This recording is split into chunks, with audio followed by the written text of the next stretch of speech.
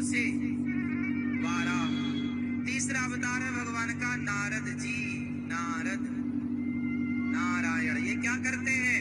ये भक्ति का प्रचार करते, प्रचारक। भाई भगवान का भी तो प्रचार करने वाला कोई हो, वरना कौन जानेगा भगवान को। तो नारद जी प्रचार की भूमिका में भगवान ही। ये शुरुआती दौर है, क्योंकि बाद में तो प्रचार हो जाएगा। तो फिर देखो, पहले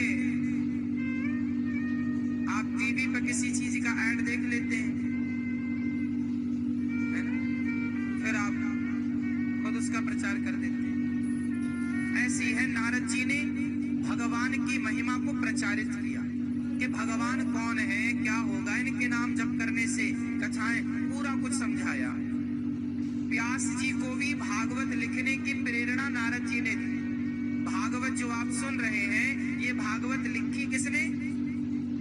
वेद व्यास जी ने। पर लिखने की प्रेरणा किसने दी? क्योंकि नारद जी प्रचारक हैं। हाँ या ना? ध्रुव जी को भक्त बनाने की प्रेरणा किसने दी? भक्ति करने की नारद जी ने। प्रहलाद जी को भक्ति की प्रेरणा किसने दी? आज तक के इतिहास में भक्ति के सबसे बड़े प्रचारक श्री नारद जी महाराज हैं। और ये तीसरे अवतार हैं, साक्षात भगवान ही नारद है। चौथे अवतार है नर नारायण। नर नारायण कौन? नर है अर्जुन, नारायण है कृष्ण। बद्रीनाथ में नर नारायण दो पर्वत है। बद्रीनाथ में कौन है? नर नारायण भगवान। बद्रीनारायण बोलते ना, बोले बद्रीनारायण भगवान के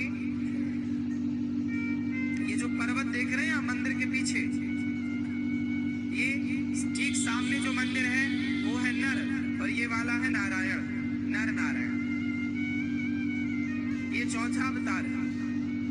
यही नर नारायण ने क्यों अवतार लिया था? पिछले जन्म में एक राक्षस, जो इस जन्म में कर्ण थे, वो पिछले जन्म में एक दैत्य थे। उनके जैसे कवच कुंडल है ना, तो इनके 1000 कवच कुंडल थे पहले।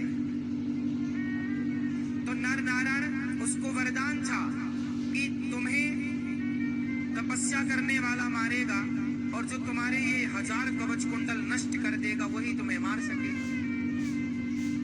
तो नर जाके युद्ध करे तो नारायण तपस्या करने लग जाए, फिर उसके एक कवच कुंडल तोड़ दे, फिर नारायण तपस्या कर रहे तो फिर नर उठे हो जाए। वो ऐसे करते करते कई वर्ष बीत गए, तो 999 कवच कुंडल एक रह गया। तो एक लेकर के कर्ण पैदा हो गए। फिर वही नर नारायण सतयुग वाले द्वापर में वही कर्ण बनकर प्रकट हुए। तो फिर कवच कुंडल फिर इंद्र ने मांगा, उन्होंने दान कर दिया। और फिर इंद्र भगवान आखिरी बार उनसे युद्ध भगवान नारायण का हुआ था, तो अब नर की बारी थी। तो नर रूप में अर्जुन थे, इसलिए अर्जुन के हाथों कर्ण मरे। क्योंकि अर्जुन नर अवतार है और कृष्ण नारायण। जो नर नारायण है वो उनमें कृष्ण और अर्जुन का भी नाम गिना जाता है, क्योंकि कर्ण की लीला पहले से जुड़ी थी उससे। कर्ण के पूर्व जन्म में एक दैत्य की भूमिका में था, इसलिए ये कवच कुंडल लेकर के आए थे। क्योंकि 1000 कवच कुंडल थे उनके पास, वो सब नष्ट हो चुके थे पिछले जन्म में। और ये नर नारायण तपस्या कहाँ करते थे? बद्रीनाथ में। इसलिए बद्रीनाथ को नर नारायण की नगरी कहा जाता है। इसलिए बद्रीनाथ में वो आज भी एक तरफ नर एक तरफ नारायण, इसलिए 2 पहाड़। वो तपस्या करते करते उनका शरीर फिर छूट जाए, फिर वो धारण कर ले, फिर छूट जाए, ऐसे उनके शरीर से ये पहाड़ तैयार हो गया। इसलिए वो नर नारायण जो है वो भगवान का शरीर ही माना जाता है। बात समझ में आ रही है? तो ये चौथा अवतार, ये सारे अवतार सतयुग के हैं। ये सारे अवतार कहाँ लिए गए हैं? 5वां अवतार कपिल देव जी। कपिल भगवान अपनी माता देवहूति के गर्भ से उत्पन्न हुए और प्रकट हुए। मीन्स उत्पन्न का मतलब प्रकट, भय प्रकट कृपाला।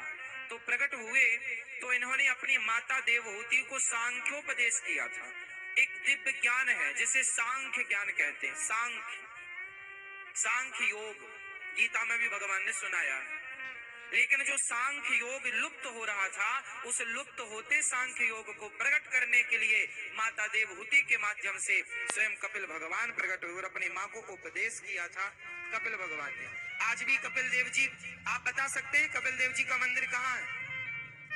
ये भैया बताएंगे चश्मा वाले, आप बताओ कहाँ? हाँ, कपिल देव जी का मंदिर है गंगा सागर। साल में एक बार जो यात्रा होती है गंगा सागर की, वो कपिल मुनि का दर्शन करने ही लोग जाते हैं।